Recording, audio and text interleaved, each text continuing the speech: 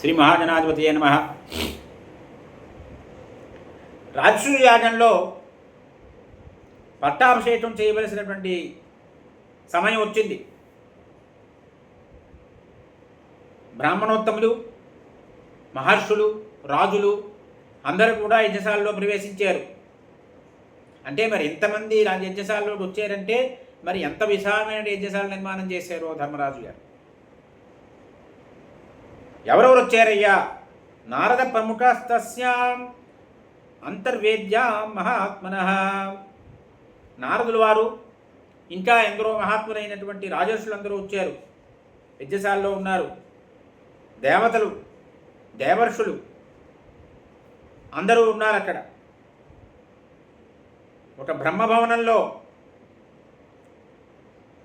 వారందరూ కూడా, అంటే ఒక కర్మకి మరొక కర్మకి మధ్యలో విరామం ఉంటుంది. ఆ విరామ సమయంలో చర్చలు చేసుకుంటున్నారు. ఏం చర్చలు చేసుకుంటున్నారు అంటే యజ్ఞయాగాల్లో ఏం చర్చలు జరగాలో మన సూచనప్రాయంగా చెప్తున్నారు మహర్షి ఇక్కడ. ఇది ఈ విధంగానే చెయ్యాలి, ఇలా చేయకూడదు అని ఒక చర్చ. ఇది కూడా ఈ విధంగానే చెయ్యాలి సుమా, మరో విధంగా చేయకూడదు అని మరొక చర్చ. తార్కికులందరూ మాట్లాడుకుంటున్నారు అక్కడ. కొందరు శాస్త్రంలో ఏదైతే నిర్ణయించారో, ఏది నిశ్చయంగా చెప్పారో ఆ విషయాన్ని చెప్తున్నారు అక్కడ. దీన్ని ఏమంటారంటే యుక్తి దౌర్బల్యం ఉంటుంది. అటువంటి వాటిని కూడా యుక్త ప్రాబల్యంగా చూపిస్తున్నారట. యుక్తి ప్రాబల్యం ఉన్నటువంటి విషయాల్ని యుక్తి దౌర్బల్యంగా చూపిస్తున్నారట. అందరూ మేధావులు, అందరూ ఈ రకంగా చర్చలు చేసుకుంటున్నారు. కొంతమంది దీన్ని చర్చని పట్టదారి పట్టిస్తున్నారట. కేచిత్ ధర్మార్థ కుశల, కేచిత్ తత్ర మహావ్రత. కొందరు ధర్మ అర్థాల్లో మంచి కుశలులు, మరికొందరు మహానిష్ఠాపరులు ఉన్నారు. కొందరు సర్వభాష్యవేత్తలు, సర్వభాషవేత్తల్లో శ్రేష్ఠులైనటువంటి వారు, అంటే భాష్యాలు చెప్పడంలో శ్రేష్ఠులైనటువంటి వారు ఉన్నారు. అనేకమైన విషయాలు చెప్తున్నారు వారు. చెప్తుంటే అందరూ వింటున్నారు, ఆనందిస్తున్నారు. ఒక ఆకాశం నక్షత్రాలతో కూడి ఎలా ఉంటుందో ఈ యజ్ఞశాల కూడా ఈ వేద సంపన్నులైన దేవతలతోటి, బ్రాహ్మణులతోటి, మహర్షులతోటి ప్రకాశంగా ఉందిట. నక్షత్రాలతో ప్రకాశించే ఆకాశంలా ఉందిట. అక్కడ వేదవేత్త కానిటువంటి వాడు ఎవడు లేట, నియమనిష్టలు లేనివాడు ఒక్కడు లేట. అందుకే యజ్ఞాలు యాగాల్లో నియమనిష్టలు ఉన్నటువంటి వారే ఉండాలి. ధర్మరాజు యొక్క యజ్ఞ నిర్వహణ సామర్థ్యాన్ని, సంపదని చూసి నారదులు వారు ఆనందించారు. రాజసూయ యాగంలో ప్రముఖమైన ఘట్టానికి వస్తున్నాం మనం ఇప్పుడు. నారద మహర్షి వారు అందరినీ చూశారు. చూసి ఒక్కసారి గతంలో బ్రహ్మ భవనంలో జరిగిన వృత్తాంతాన్ని గుర్తు చేస్తున్నారు నారదుల వారు. మనస్సులో ఒక్కసారి నారద పుండరీకాక్షం సస్మార మనసా హరిం, ఒక్కసారి శ్రీమన్నారాయణుని ధ్యానించారు నారదుల వారు. సాక్షాత్ స విబుధారిజ్ఞ క్షత్రే నారాయణో విభో ప్రతిజ్ఞా పాలయంచే మాం జాతః పరపురంజయ. సర్వవ్యాపకుడు, దేవత శత్రు సంహారకుడు, అంటే దేవతల యొక్క శత్రువుని సంహరించేటువంటి వాడు అయినటువంటి నారాయణుడు తన ప్రతిజ్ఞని పాలిస్తూ సాక్షాత్తుగా ఈ క్షత్రవంశంలో ఆవిర్భవించాడు అని స్మరించారు నారదులు. మహావిష్ణువు గతంలో దేవతలతో చెప్పారు, మీరు భూలోకంలో జన్మించండి, పరస్పరం కలహించుకోండి, సంహరించుకోండి, తరువాత మళ్ళీ ఈ లోకానికి రండి అని చెప్పారట. అటువంటి నారాయణుడు దేవతలకి మీరు భూలోకంలో జన్మించండి అని ఉపదేశం ఇచ్చి తాను కూడా యదుకులంలో జన్మించారు. నక్షత్రాలన్నీ ఉన్నప్పుడు నక్షత్రాల మధ్యలో చంద్రుడు ఏ రకంగా ప్రకాశిస్తాడో ఆ రకంగా ఈ అంధక వృష్ణి వంశాల్లో శ్రేష్ఠుడిగా గొప్ప కాంతితో ప్రకాశిస్తున్నారు శ్రీకృష్ణ స్వామి వారు. ఇంద్రుడు కానీ ఇతర దేవతలు కానీ ఎవరి యొక్క బాహుబలాన్ని సేవిస్తారు. అటువంటి శత్రుమద్రుడైనటువంటి శ్రీహరి ఒక మనుష్యుడిలాగా భూమి మీద జన్మించాడు. సోయం మానుషవన్నామ హరిరాస్తే హరిమర్దన అహోవత మహద్భూతం స్వయంభూరిధం స్వయం అదాస్యతి పునఃక్షత్రం ఏవం బలసమన్వితం. ఆహా, ఏమి ఆశ్చర్యం ఇది! ఈ స్వయంభూ అయినటువంటి మహావిష్ణువు స్వయంగా ఈ బల సమన్వితమైనటువంటి ఈ క్షత్రియ సమూహాన్ని విచ్ఛిన్నం చేస్తాడు అని ఒక్కసారి అంటున్నారట నారదుల వారు. ఎప్పుడైతే నారదుల వారు ఈ రకంగా ఆలోచన చేస్తున్నారో, నారదుల వారు ఈ రకంగా ఆలోచన చేస్తుంటే ఈ యజ్ఞాలకన్నిటికీ కూడా ఆరాధనీయుడైనటువంటి శ్రీమన్నారాయణని ధ్యానించినటువంటి ధర్మరాజు కూడా అక్కడే కూర్చున్నాడు. తతో భీష్మో భవిద్రాజం బ్రహ్మరాజం దుశ్చరం క్రియత మర్షణం మరణం రాజ్ఞాం యదారం ఇది భారత. భీష్ముడు ధర్మరాజుతో అంటున్నాడు, నాయన, వచ్చినటువంటి వాళ్ళందరినీ, రాజులందరినీ కూడా తగినట్లుగా సత్కరించవలసింది అని చెప్పారు.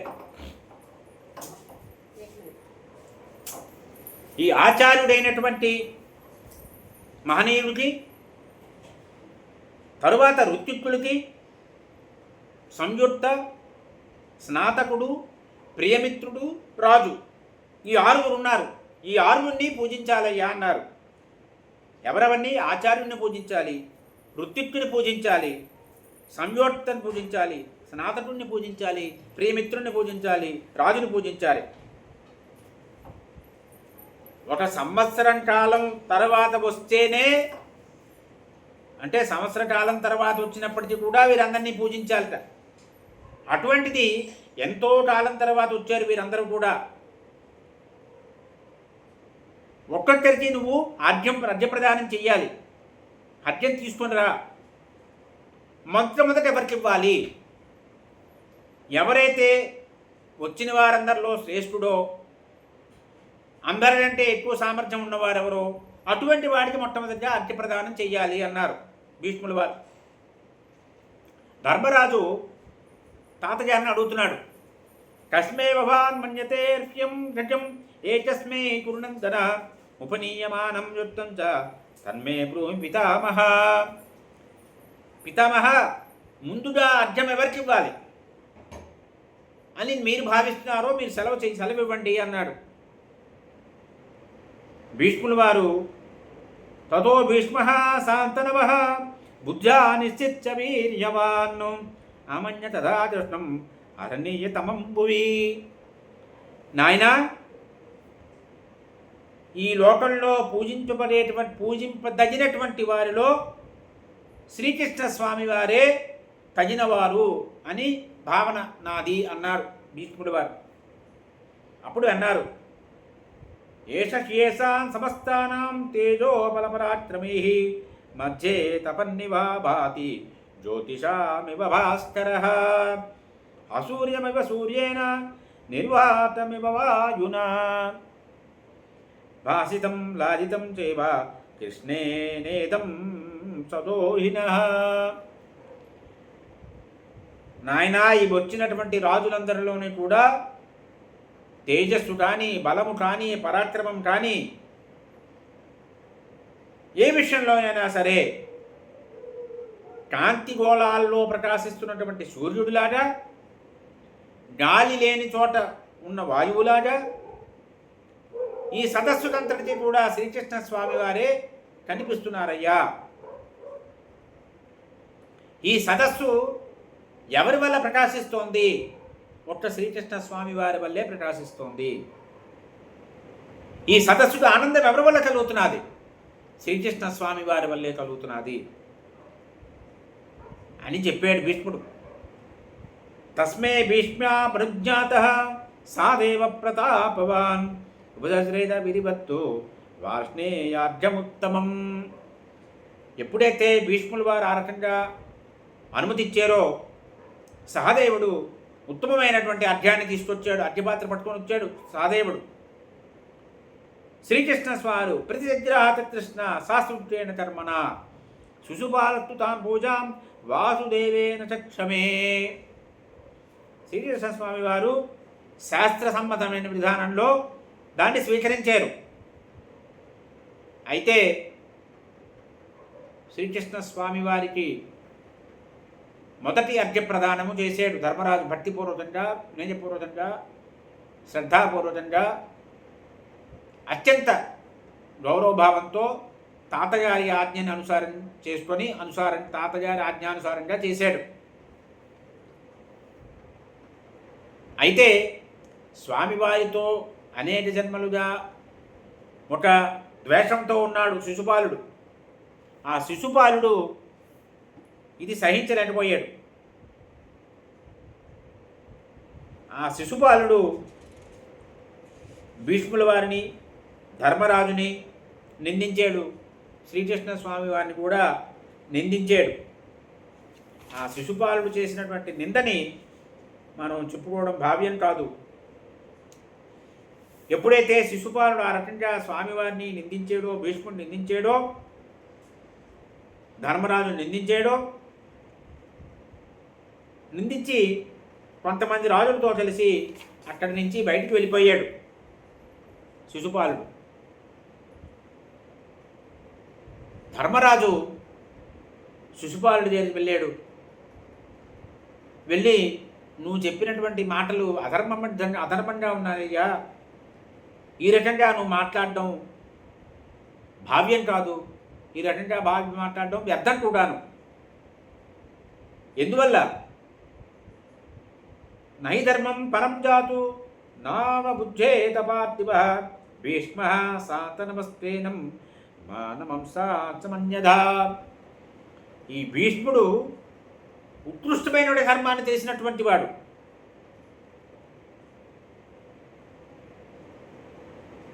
ధర్మం తెలియనివాడు కాదు ఆయన, అన్ని ధర్మాలు తెలిసినటువంటి వాడు.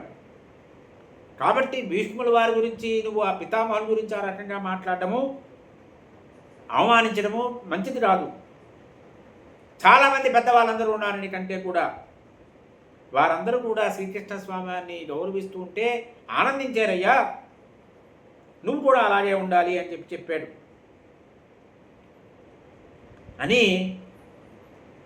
వేదతత్వేన దిష్టం హి భీష్మచ్చేదిపదే పురుషం నయేనం తం తథా వేద యదేనం వేద గౌరవ. నాయనా శిశుపాల, ఒక్క విషయం గుర్తుపెట్టుకో, ఇక్కడ శ్రీకృష్ణ స్వామి వారి యొక్క యథార్థ తత్వాన్ని బాగా తెలిసిన వాళ్ళెవరు? భీష్ముడు. కృష్ణసత్వాన్ని భీష్ముడు వారు ఎంత తెలుసుకున్నారో అంత తెలుసుకోవడం నీ వల్ల సాధ్యం కాదు. నువ్వు ఆ రకంగా శ్రీకృష్ణ తత్వాన్ని తెలుసుకోలేవు, అర్థం చేసుకోలేవు అని చెప్పాడు ధర్మరాజు.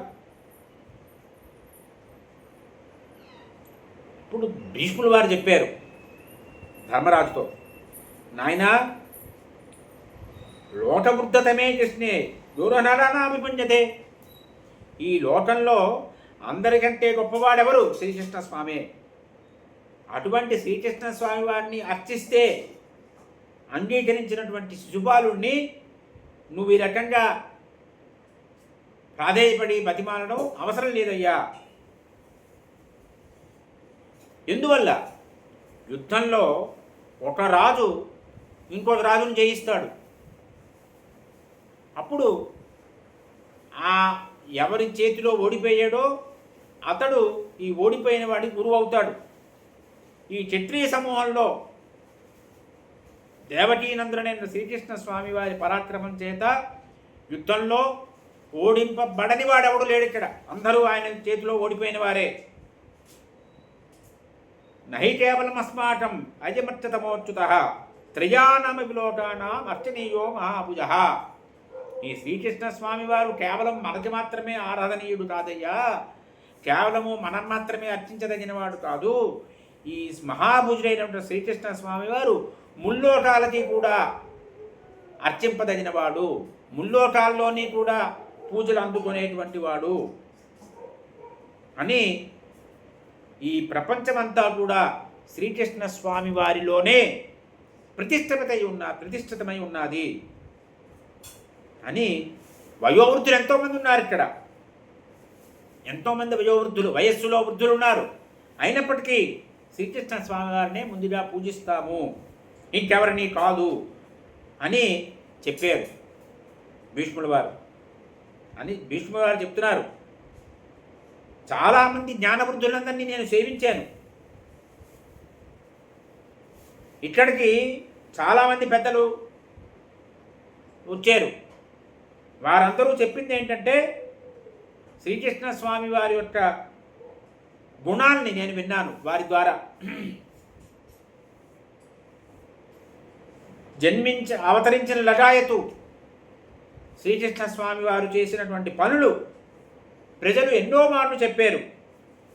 అవన్నీ నేను ఎన్నోసార్లు విన్నాను అని శిశుపాలుడితో చెప్తున్నారు. శ్రీకృష్ణ స్వామిని ఎందుకు పూజిస్తున్నామో చెప్తున్నారు భీష్ముడు వారు. ఇక్కడ ఒక కోరికతో పూజించడం లేదు శ్రీకృష్ణ స్వామిని, బంధుత్వం ఉంది కాబట్టి పూజించడం లేదు, ఆయన ఏదో ఉపకారం చేశారని దృష్టిలో పెట్టుకుని పూజించడం లేదు. ఎందుకు పూజిస్తున్నాము? ఈ భూలోకంలో సకల ప్రాణులకి కూడా సుఖాన్ని అందించేటువంటి స్వామి శ్రీకృష్ణ స్వామి వారు. సత్పురుషులందరూ కూడా ఎవరిని పూజిస్తారో అతనే శ్రీకృష్ణ స్వామి వారు. అందువల్ల శ్రీకృష్ణ స్వామిని పూజించాలి అని భీష్ముల వారు శిశుపాలుడికి చెప్పారు.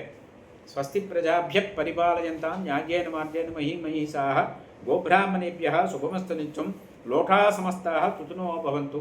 కాళే వర్షతు పర్జన్యః పృథివీ సస్యశాలినీ దేశోऽयं శోభరహితో బ్రాహ్మణాः సంతు నిర్భయాః అపుత్రా పుత్రిణः సంతు పుత్రిణः సంతు పౌత్రిణः అదనా సదనా సంతు జీవంతు సరదాం శతం. మండలం కోసలేంద్రాయ మహనీయ గుణాత్మనే చక్రవర్తి తనూజాయ సార్వభౌమాయ మండలం. స్వస్తి. నమ పార్వతీపతయే. హర హర మహా